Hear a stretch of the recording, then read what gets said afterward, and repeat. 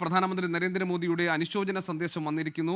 മഹാരാഷ്ട്രയിലെ സാധാരണക്കാരായ ജനങ്ങൾക്കിടയിൽ പ്രവർത്തിച്ചിട്ടുള്ള നേതാവാണ് അജിത് പവാർ എന്നും അദ്ദേഹത്തിന് ഭരണകാര്യങ്ങളിലും അദ്ദേഹത്തോടൊപ്പം തന്നെ സാധാരണക്കാരായ ജനങ്ങളെ ശാക്തീകരിക്കുന്നതിന് വേണ്ടി അദ്ദേഹം നടത്തിയിട്ടുള്ള പ്രവർത്തനങ്ങൾ ശ്രദ്ധേയമാണ് എന്നാണ് പ്രധാനമന്ത്രിയുടെ അനുശോചന സന്ദേശത്തിൽ പറയുന്നത്. അദ്ദേഹം പറയുന്നത് Shri Ajit Pawar ji was a leader of the people having a strong grass root level connect.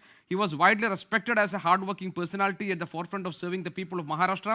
His understanding of administrative matters and passion for empowering the poor and downtrodden were also noteworthy. His untimely demise is very shocking and saddening. Condolences to his family and countless admirers.